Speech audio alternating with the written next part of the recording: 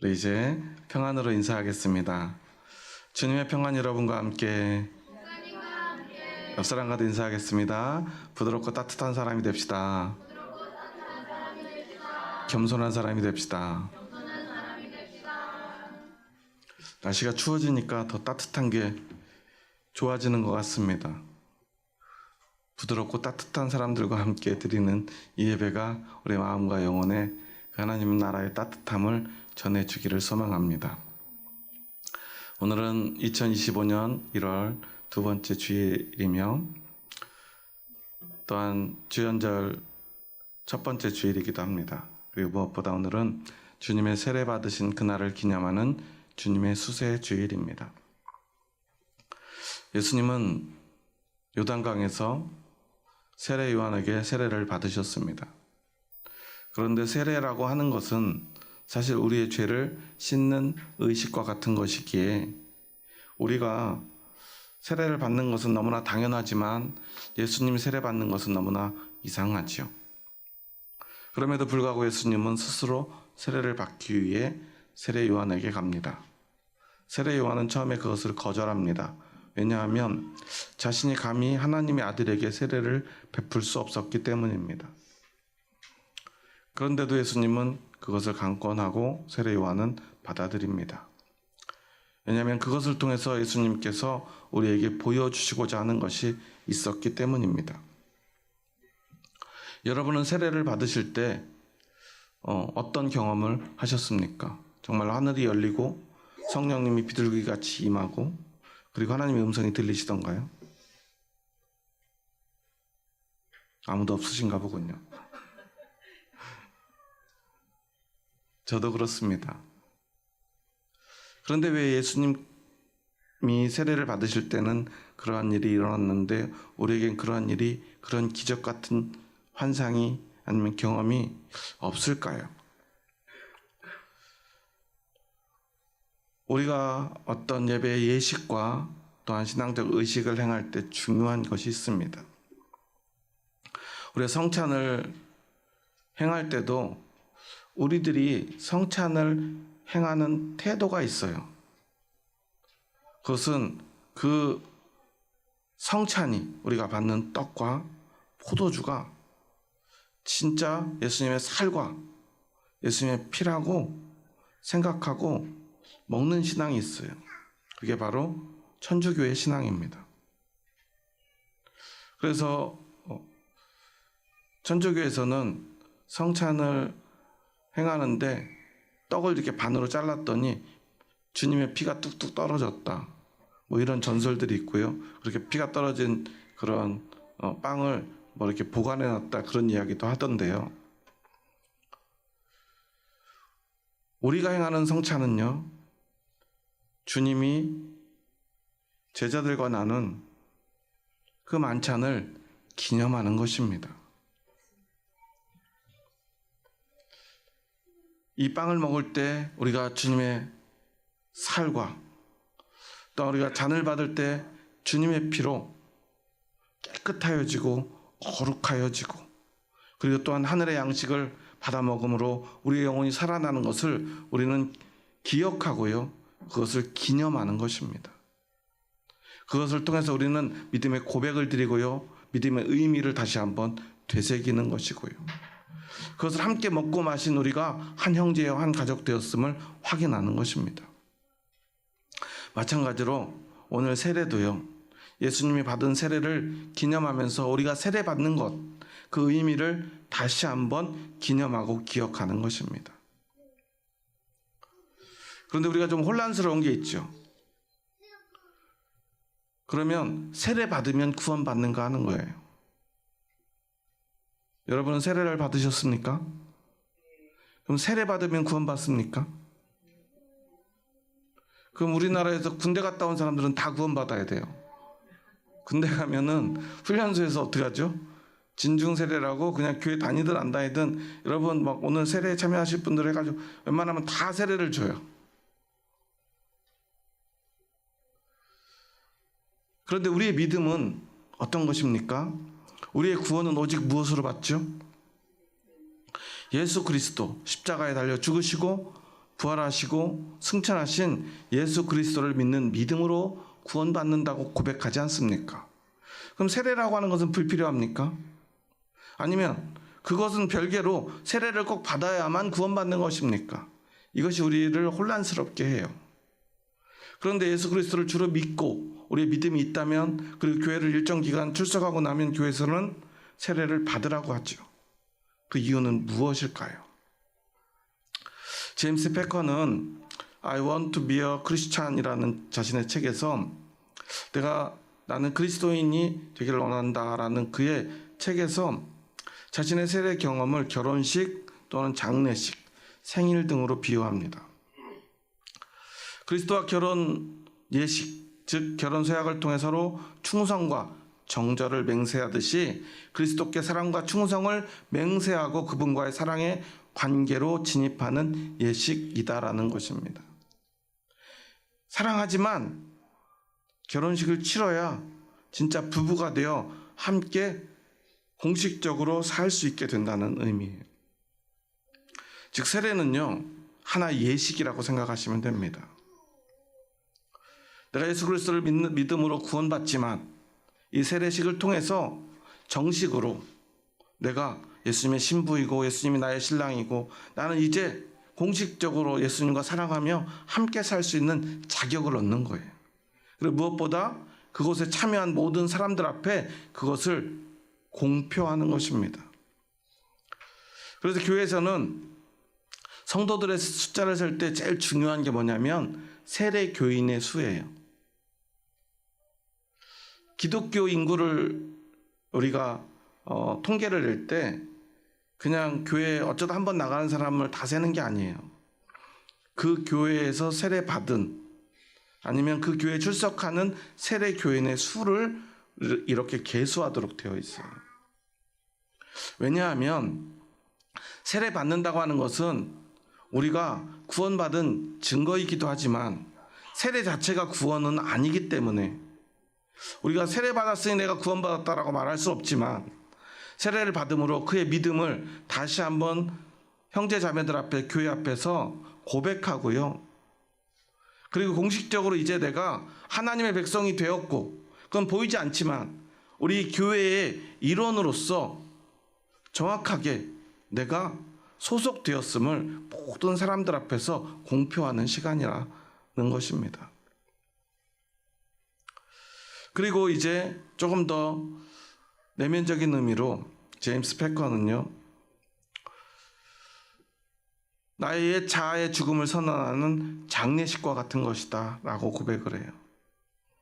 내 마음대로 내 욕망대로 살았던 내 자아를 다 버리고요, 이제 그 모든 것이 죽어버리고 이제 세례를 받는 그 순간 나는 예수 그리스도로 다시 살아나지만, 중요한 것은 내가 이제까지 살아왔던 그 모든 나의 자아를 예수님의 십자가 앞에 못 박는다라는 고백인 것입니다.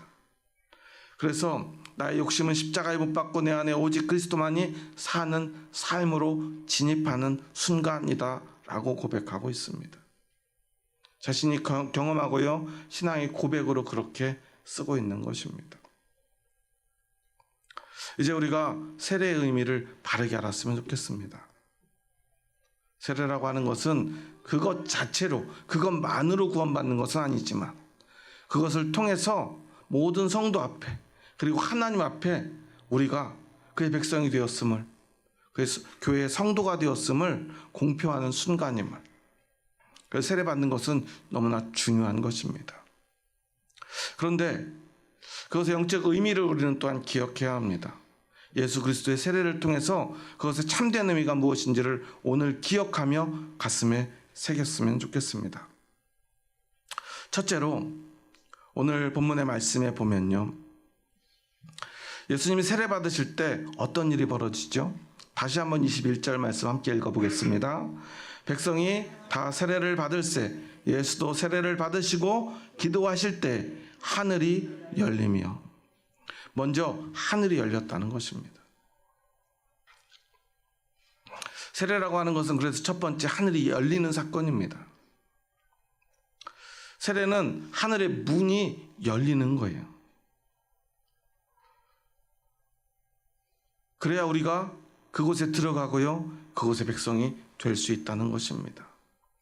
여기서 우리가 기억해야 될 것 하나, 그 문을 여는 것은 내가 아니라는 사실입니다. 우리가 세례를 받지만요, 우리 눈에 보이지 않지만요, 하나님께서 그 문을 열어주신다는 것입니다. 구원의 은혜로 나아가기 위해 가장 중요한 것은 하늘의 문이 열리고 구원의 문이 열리는 것입니다. 그것을 열 수 있는 것은 세상에 아무도 없습니다. 세상 어떤 사람도요, 어떤 위대한 사람도 그 문을 자신의 힘으로 열 수는 없어요. 하지만 예수 그리스도의 이름으로, 그의 피로 세례받은 사람들에게 하나님께서는 그 문을 열어주신다는 것입니다.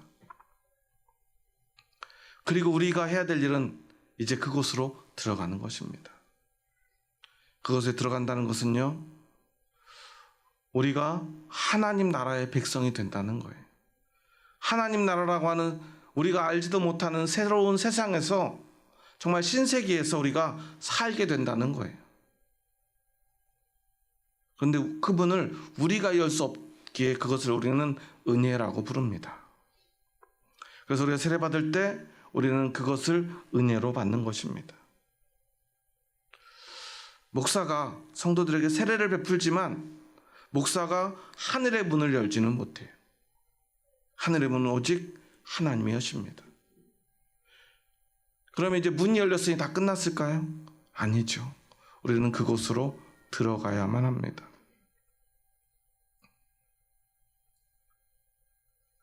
그래서 이제 세례의 두 번째 사건에 대해서 22절에서는 이렇게 이야기를 합니다. 우리 한번 22절의 말씀 함께 읽어볼까요? 성령의 비둘기 같은 형체로 그의 위에 강림하시더니 하늘로부터 소리가 나기를 너는 내 사랑하는 아들이라 내가 너를 기뻐하노라 하시니라. 두 번째 사건은 무엇이죠? 성령님이 그의 위에 비둘기 같은 형체로 강림하신 것입니다. 그럼 여러분, 세례 받을 때 성령님이 비둘기처럼 내 안에 이렇게 임하는 걸 보셨습니까? 앞에서도 이야기했던 것처럼 우리의 의식은요, 기념하고 기억하며 믿음으로 고백하는 것이죠. 그럼 우리가 세례를 받을 때 어떤 일이 벌어질까요? 우리가 느끼고 보지 못해도 우리에게 누가 찾아옵니까? 성령님이 찾아와요. 우리가 조금 오해하는 것을 한 가지 바로 잡아야 되는데요. 성령의 임재를 여러분은 어떻게 생각하십니까? 여러분은 성령을 받으셨습니까? 아멘. 여러분 성령 충만하십니까? 날마다 성령님과 동행하십니까? 그런데 왜 이렇게 목소리는 작죠? 그럼 다시 한번 묻겠습니다. 여러분 예수님을 믿으십니까? 목소리가 다시 커지죠? 왜 그럴까요? 우리는 믿음에 대해서는 확신해요. 왜냐하면 그건 믿는 것이기 때문에 그래요. 그런데 성령님의 임재는 뭐라고 생각하죠? 믿는 것입니까? 체험하는 것입니까? 느끼는 것입니까? 믿는 것입니까? 우리는요, 성령님은 체험하는 것이고 느끼는 거라고 생각해요. 그러지 않습니까? 우리가 그렇게 배웠어요. 아니, 그렇게 착각하고 있어요. 왜냐하면 늘 성령님 하면, 성령의 임재, 성령의 충만하면 늘 현상만을 강조해 왔기 때문에 그래요.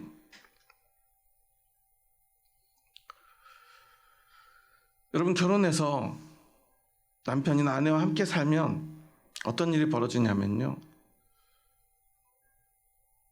함께 살면 한 가족으로 그냥 마치 우리가 눈에 보이지 않는 공기처럼요, 그냥 한 공간에 같이 살아 숨쉬고요, 같이 생활하는 거예요. 결혼 전에는요, 막 처음 사귀고 좋아할 때는 어떻죠? 보기만 해도 가슴이 어때요? 우리 황 집사님은 아직도 가슴이 막 설레신다고 하는데, 어떤 과학자 그러더라고요. 그 사람이 사랑하는 사람을 만나가지고 막 설레는 감정은요, 길면 3개월 정도 간대요. 그러면 그 다음에 우리 사랑이 식어져 버리는 게 아니라 우리의 몸이 우리의 건강을 위해서 이걸 조절한다는 거예요. 평생 가슴이 설레면 어떤 일이 벌어질까요? 심장에 무리가 온다는 거예요. 병이 든다는 거죠. 아프게 된다는 거예요. 그게 좋지만 우리 몸에는 썩 좋지 않다는 거예요. 그래서 지금요, 결혼해가지고 시간이 좀 지나니까 가슴이 설레지 않는다고, 딴 남자를 만나볼까, 이런 생각하실 필요가 없다는 거예요. 지금도 충분히 여러분이 가슴 설레지 않아도 사랑할 수 있는 거예요. 할렐루야. 그런데 우리는 자꾸만 사랑을 어떤 감정으로, 설렘으로, 어떤 느낌으로만 생각합니다. 사실 결혼할 때 가장 중요한 게 뭐죠? 사랑하는 이성에 대한 설렘, 감정, 좋아하는 어떤 느낌입니까? 아니죠. 결혼 예식 가운데 가장 중요한 게 뭐죠? 여러분 결혼할 때 제일 중요하게 생각했던 게 뭐예요? 축가인가요? 입장? 제일 중요한 건 서약이죠. 요즘 젊은 친구들은 주례가 없는 결혼식도 많이 하더라고요. 결혼식을 쇼처럼 생각해요. 그래서 어떻게 재밌게 뭔가를 해볼까, 감동적으로 뭘 해볼까 생각하는데요. 결혼식을 하는 이유가 뭔지를 자꾸만 잊어버리는 것 같아요. 교회 다니는 친구들 중에서도 목사님 모시고 예배드리지 않는 친구들이 많아요. 근데 천주교인들은요, 만약에 혹시 그렇게 이벤트로 결혼식을 하더라도 반드시 결혼의 미사, 우리로 말하면 예배를 드려요. 왜냐하면 거기서 가장 중요한 요소가 있기 때문입니다. 하나님 앞에서 서약하는 거예요. 어떤 서약을 하죠? 예전에는 항상 검은 머리가 뭐가 돼야 돼요? 팥뿌리가 돼야 돼요. 그때까지 어떻게 하죠?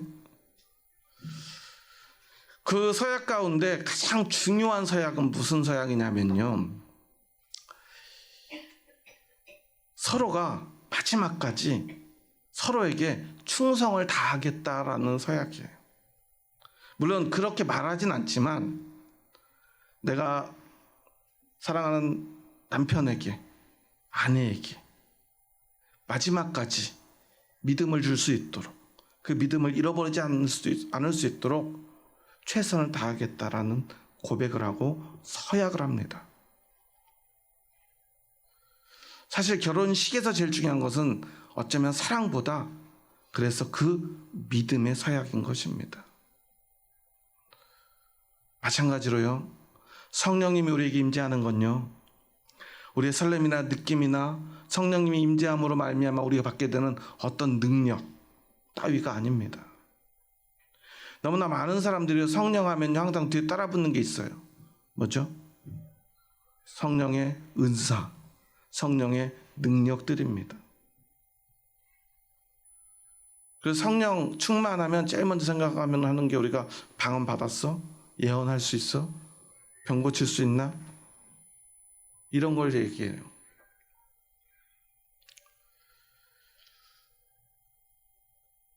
태극기 집회하는데 어떤 목사가 그런 걸 자랑하더라고요. 나는 기도를 많이 해서 능력이 많아. 난 다 볼 줄 알아. 기도를 많이 하는지는 모르겠어요.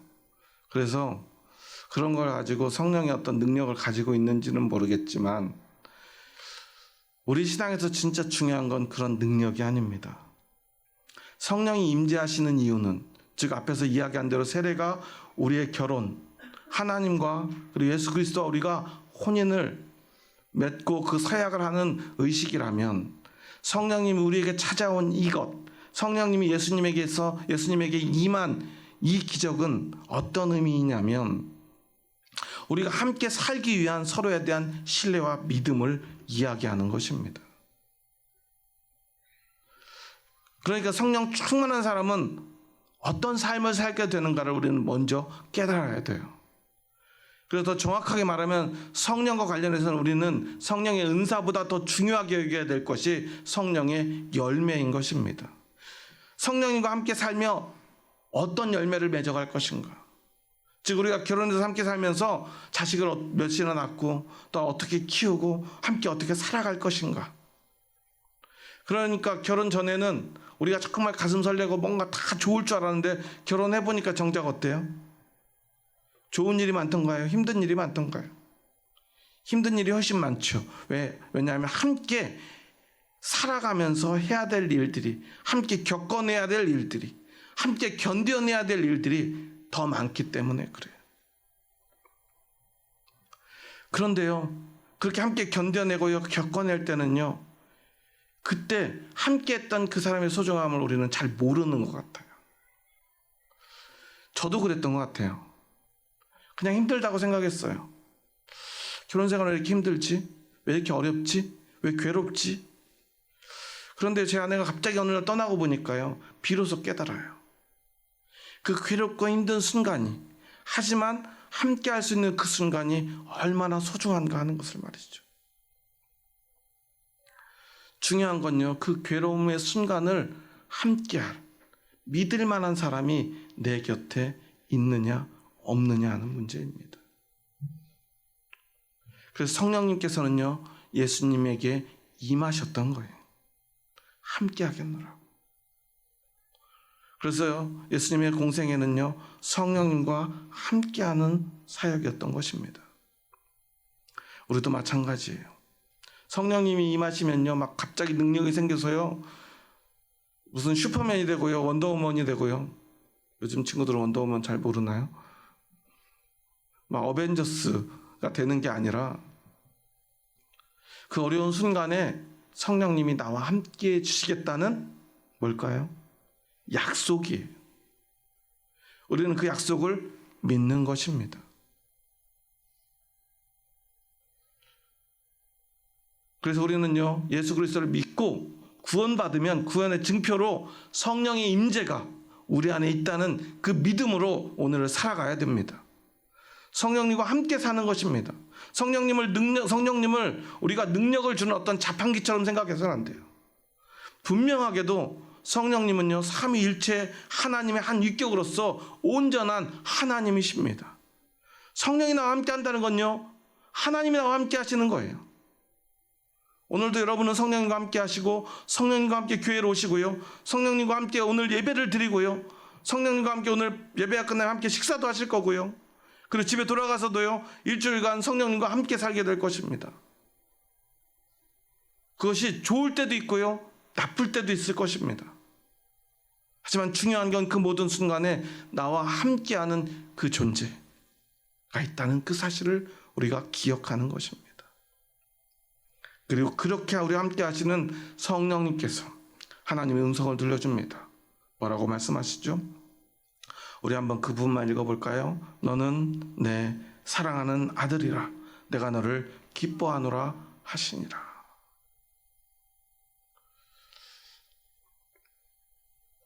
하나님의 말씀이 예수님께 들립니다. 세례받은 사람들은요, 하나님의 백성들은요, 이제 날마다 그 음성을 들으면서 살아가야 돼요.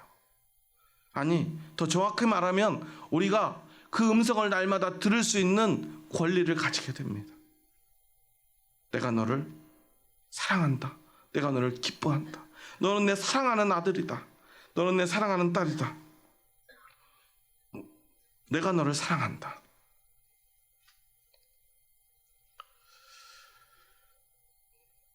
우리가 교회 다니다가 제일 주의해야 될 것 중에 하나가 이단을 경계하는 것인데요, 이단의 교주들이나 이단의 교리를 보면요, 정말 신기한 해석들을 잘합니다. 어려운 성경을요, 잘 풀어내요. 뭐 이상한 숫자로, 뭐 이상한 방식으로 막 해석을 해가지고 어렵게 풀어줘요. 그런데 그것들을 분별하는 아주 제일 중요하고도요, 가장 결정적인 도구가 있는데, 그것이 바로 오늘의 이 말씀, 이 세례의 말씀 가운데서 우리에게 들려주시는 그 말씀을 통해서 우리는 이 모든 것들을 분별해야 돼요. 이단들이 그 모든 것들을 해석하면서 우리에게 주는 마음이 있어요. 이단들이 제일 많이 해석하는 성경이 어떤 성경이죠? 이단을 안 만나봐서 잘 모르시나 본데요, 전 여러 번 만나봤는데요, 집에까지 굳이 찾아와가지고 저한테 막 이상한 걸 전하더라고요. 제가 신학교 다닌다고 그래도요, 그럼 더 잘 됐대요. 그러면서 막 전해요. 그러면서 그들이 제일 많이 하는 게 요한계시록의 말씀이에요. 666 들어보셨나요? 666이 어디 나오죠? 요한계시록 몇 장 몇 절이죠?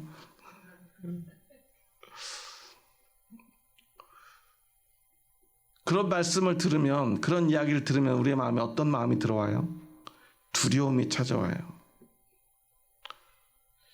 하나님은 분명히 예수님에게 내가 너를 사랑한다, 내가 너를 기뻐한다, 그 말씀을 들려주셨어요. 그 말은 무슨 말이냐면, 우리에게도 하나님이 들려주시고자 하는 것은 두려움이 아니라 하나님의 사랑인 것입니다. 왜 그런데 이단들은 두려움의 말씀을 들려줄까요? 우리를 미혹하기 위해서예요. 여러분, 점쟁이들이 사람들한테 제일 많이 하는 말이 뭐죠? 여름에는 뭐 조심하라고 그래요? 겨울에는 안 만나봐서 잘 모르시는군요.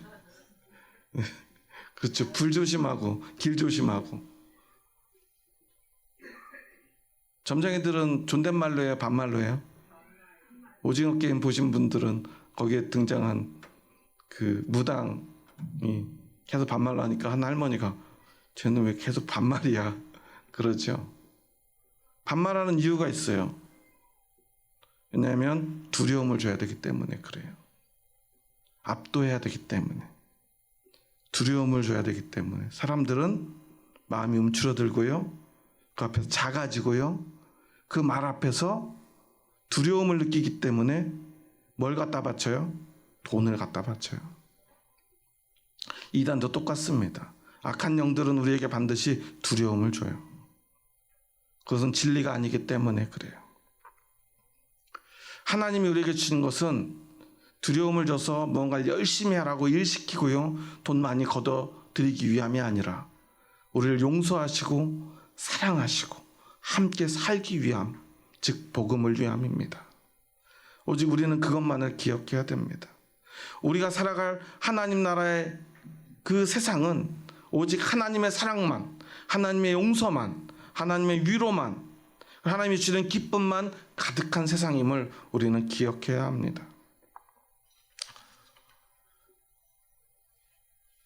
지난주에 이런 말을 들었는데요. 잠자는 국회의 백골공주라고 그러는.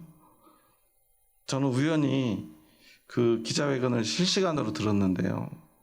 한 예쁘장하게 생긴 국회의원이 하얀 모자를 쓴 청년들을 데리고 국회에서 기자회견을 주선하는데, 방공 청년단 산하의 백골단을 소개하겠대요. 아름다운 청년들이래요. 제 귀를 의심했어요. 백골단? 내가 아는 그 백골단인가? 요즘 젊은이들은 잘 몰라요. 저는 그 현장에서 그 백골단들의 무서움을 느꼈던 사람이에요. 최루탄 가스 냄새가 아직도 생생하고요.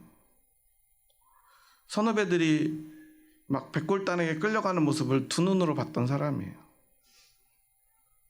그래서 요즘 젊은 친구들에게는 백골단이 뭔지 설명하려면 영화 1987인가요?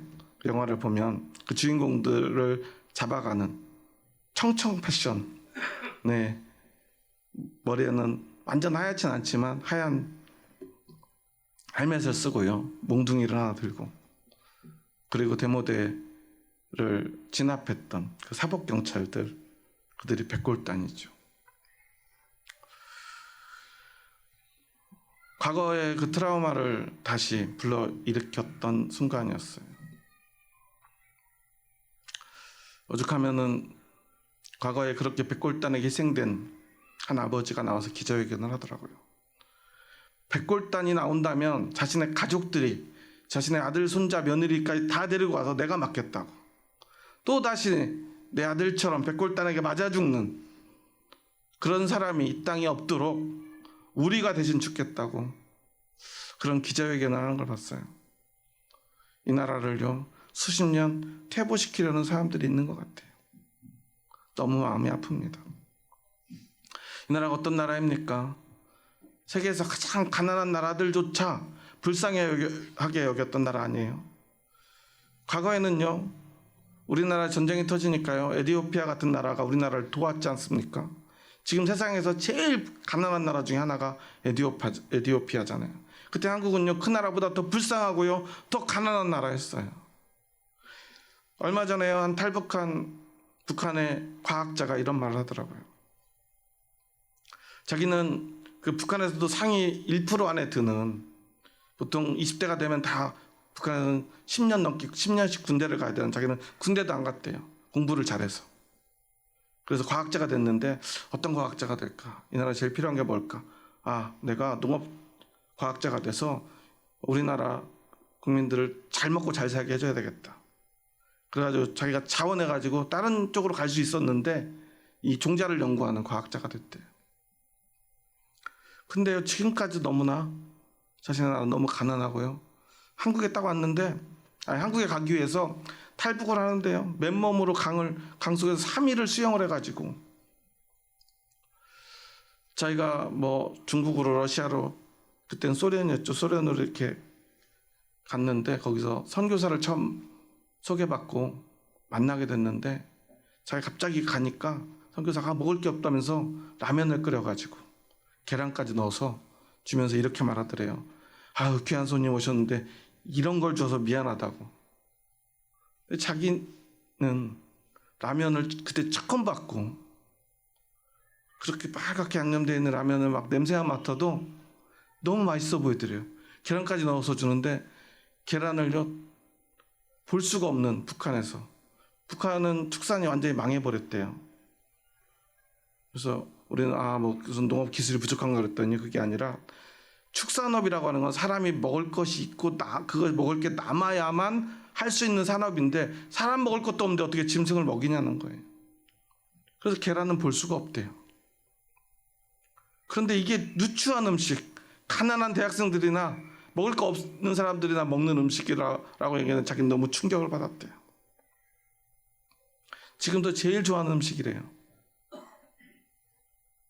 저도 참 라면 좋아하는데요, 라면 좋아하는 사람들이 이렇게 밥 먹을 때마다 느끼는 게 있어요. 아침에 라면 먹으려면 뭐라 그래요?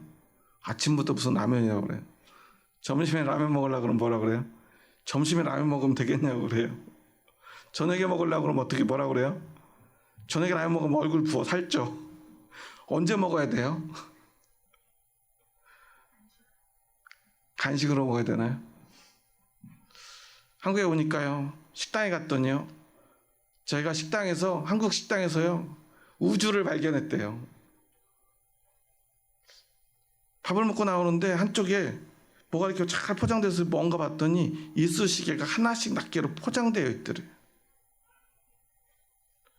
그냥 이쑤시개 같은 건 필요도 없는 거고, 먹고 살기 바빴던 자신들에게는 그냥 풀 하나 뜯어가지고 이렇게 하면 되는 거고, 쑤실 것도 없고, 그런 세상에 살다가 이쑤시개 하나도 이렇게 포장해서 이렇게 가지런히 놓은 걸 보면서요, 막 눈물이 다 났대요. 그걸 보면서요, 이게 사람 사는 거구나. 이게 한 방울을 보면서 자신은 우주를 봤다고 이야기를 하더라고요. 이게 바로 진짜 사람 사는 세상이구나. 자기가 평생을 이 종자를 연구했는데요, 북한이 왜 이렇게 가난한가 보니까 그 이유를 찾을 수가 없어가지고 막 미국에도 가고요, 정말 열심히 연구를 했대요. 그런데 나중에 자기가 왜 그런지 알았다는 거예요. 미국에 갔더니요, 뭐 특별한 종자가 있나 했더니 자기들 종자랑 별 차이가 없더래요. 그러면서 남한의 옥수수 종자는요, 북한의 종자보다 형편없대요. 처음에는 기술이 부족한가? 살아보니까 그게 아니라 남한은 어차피 쌀이 넘쳐나는데 옥수수 같은 거 무슨 그런 종자 개발할 필요가 없구나라는 걸 알게 됐다는 거예요. 근데 자기들은 정말 열심히 종자를 연구를 해가지고요, 미국에 못지않은 종자를 개발해냈다는 거예요. 한 헥타르당 미국이 한 7톤 정도 나온대요. 연구실에 가면 10톤 나오는데 자기네 거 가져가서 해보니까 똑같이 나오더래요. 그런데 북한에서 해보니까요, 한 헥타르당 1톤이 채 안 나온대요. 그래서 연구를 해봤대요. 실험을 해봤대요. 개인 텃밭을 갖고 있는 사람들, 좀씩 가지고 있는 사람들한테 이걸 나눠줘가지고 키우니까요, 집단 농장에서는 1톤 나오던 게요, 자기 텃밭에다 하니까요 7톤이 나오더래요. 그래서 자기가 위대한 수령님한테 편지를 썼대요. 이 원인은 종자가 아닙니다. 아니 자기가 20년 해가지고 1.5% 정도 생산량이 늘어나는데 개인 텃밭에 하니까 700%가 늘어나더라는 거예요. 그래가지고 이렇게 해야 된다고. 개인에게 땅을 줘서 농사짓게 하면 이 식량 문제 해결됩니다. 아무리 기다려 답이 안 오더니 3개월 만에 답이 왔대요. 이건 반동사상이라고. 그래서 자기가 북한을 떠나야 되겠다 결심을 했다는 거예요. 저는 오늘 2025년을 사는 대한민국의 국민으로서 오늘 이 나라에 산다는 것이 얼마나 소중한가를 다시 한번 생각하게 돼요. 개인의 노력 너무나 중요하죠. 하지만 그거보다 중요한 것이 그가 어느 나라에 사는가 하는 것이라는 사실이에요. 여러분, 대한민국 국민으로 살아간다는 것에 자부심을 느끼십니까? 그런데 어떤 사람들은요, 이 나라를 과거 40, 50년 전으로 퇴보시키려고 하는 것 같아요. 우리가 어떻게 오늘을 만들어냈습니까? 그런데요, 하나님 오늘 예수님을 통해서 너희는 아무리 세상에 좋은 나라에 살아도 그거보다 더 좋은 나라, 아니 너희가 상상할 수 없는 그 나라, 이 하나님의 나라를 우리에게 주시겠나라고 약속하시고, 이제 더 이상 세상에 속한 사람 되지 말고 하늘나라에 속한 사람, 하나님 나라에 속한 사람으로 새로운 세상에서 살아가라고 우리를 부르신 것이고요. 그것을 우리에게 보여주시려고 아들 예수 그리스도에게 이 세례식을 통해서 하늘을 열어주시고요, 성령님을 비둘기처럼 임하게 하시고요, 그리고 하나님의 말씀을 직접 들려주십니다. 너는 내 사랑하는 아들이고 내가 너를 기뻐한다고. 여러분, 오늘 어디에서 살기를 원하십니까? 어떠한 삶을 살기 원하십니까? 아무리 노력해도요, 옥수수죽 한 그릇 먹기 힘든 북한에서 너무나 힘에 겨워, 너무나 힘들게 목숨을 걸고 목숨을 여러 번 잃을 뻔한 그 위기들을 기적처럼 이겨내고 대한민국에 와서 그가 느꼈던 그 감동, 그가 발견했다는 우주, 우리가 하나님 나라에 가면요, 그가 느꼈던 그 감동, 그 마음보다 수천 수만, 아니 말로 표현할 수 없을 만큼 큰 감동이 우리를 기다리고 있을 것입니다. 여러분, 천국을 상상해 보셨습니까? 여러분이 무엇을 상상하든 반드시 그 이상일 것입니다. 하나님은 그 하나님 나라의 문을 우리에게 열어주신 것입니다. 그러기에 우리는요, 단지 이 땅 가운데 대한민국 2025년 그래서 좋은 나라지, 하지만 우리가 살고 있는 이 나라, 우리가 가지고 있는 이 모든 것들, 우리는 단 한순간에 무너질 수 있음을 지난 12월 3일 날 경험하지 않았습니까? 다시 한번 백골단이 우리를 잡아갈 수 있는 세상이 될 뻔하지 않았습니까? 언제라도 그렇게 될 수 있는 세상이지 않습니까? 전쟁을 일으키려고 하지 않았습니까? 그러기에 우리는 하나님 나라의 백성으로 오늘을 살아갈 용기가 있어야 합니다. 우리가 의지할 것은 이 땅의 것이 아니라, 이 나라가 아니라 하나님의 나라이기 때문입니다. 그리고 하나님이 우리에게 원하시는 것은요, 우리의 어떤 노력이 아닙니다. 하나님의 은혜를 우리에게 주시고요, 우리가 그 사랑을 받아들이며 하나님 나라의 백성으로 우리가 그 사랑을 받으며 기쁨을 나누며 살기를 원하신다는 그 사실을 여러분 잊지 마시기 바랍니다. 마지막으로 정확하게 기억은 안 나는데 한 10여 년쯤 전에요, 김창완 씨가 SBS 연예대상에서 그가 상을 받으면서 했던 말이 있어서 다시 한번 찾아봤더니요, 이런 말을 했더라고요.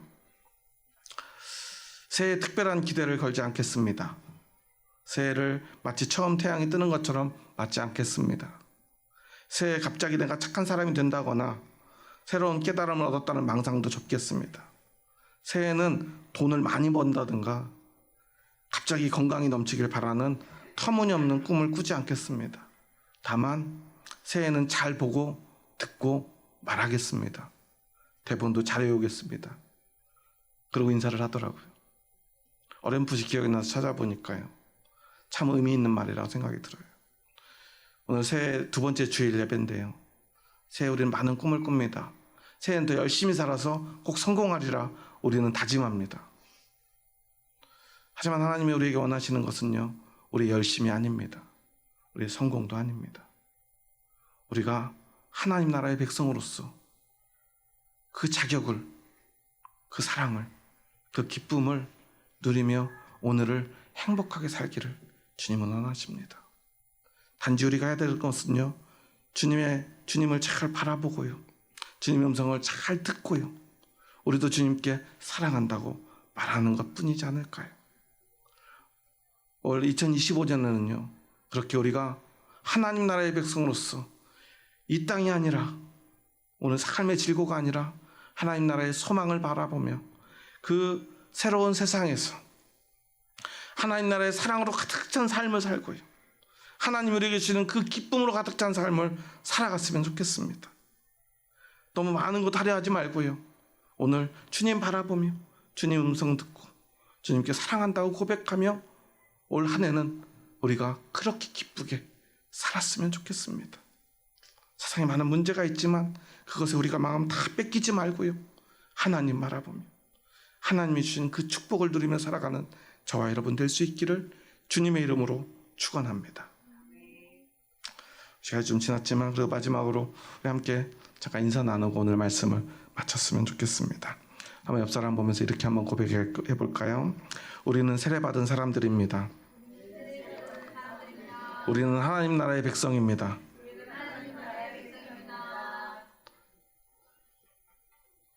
다시 한번 옆 사람 보면서 다 잊어버리지 말자고. 우리 하나님 나라의 백성인 거 잊어버리지 맙시다. 새로운 세상 속으로 나아갑시다. 여러분은요, 북한에서 그렇게 고통받고 가난하고 배고프게 살아갈 사람들이 아닙니다. 아무리 노력해도 해결되지 않는 그 문제에 갇혀서 살 사람들이 아닙니다. 새로운 세상에서요, 자유롭게 사랑하며 기뻐하며 살아갈 사람들임을 잊지 마시기 바랍니다. 그렇게 함께 그 새로운 세상을 누릴 형제 자매들에게 마지막으로 사랑한다고 고백합니다. 주의 사랑으로 사랑합니다. 우리 함께 사랑하며 삽시다. 기도하시겠습니다. 하나님 감사합니다.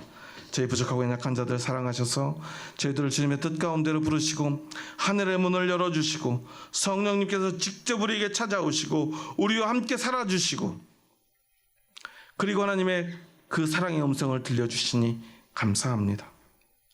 우리는 그저 세상에 속한 사람, 세상에서 아무리 노력해도 아무리 땀 흘려도 가난할 수밖에 없는, 실패할 수밖에 없는 인생이 아니라 세상에서 잠시 누릴 부와 권세의 눈멀어 그거 붙들고 살다가 영원히 망해버릴 인생이 아니라 세상에 조그만 어려움과 아픔과 고통과 배고픔과 질병이 있더라도 우리는 이제 하나님 나라의 백성이 되어 하나님이 주실 영원한 사랑과 영원한 기쁨을 누릴 하나님 나라에 속한 하나님의 백성임을 고백합니다. 오늘 비록 내 삶의 환경이 어떻다 할지라도 믿음으로 내가 어디에 속한 사람인가를 기억하며 그 하나님 나라, 영원한 나라, 그 새로운 세상 속으로 나아가는 그 믿음으로 새로운 세상 속으로 나아가 하나님 나라의 백성으로 하나님의 사랑을 누리며 하나님의 기쁨으로 우리도 그 기쁨을 전하며 살아가는 그러한 삶을 살게 하여 주시옵소서. 오직 하나님 나라의 백성으로 살아가는 저희들 되게 하여 주시옵소서. 예수님의 이름으로 기도합니다. 아멘.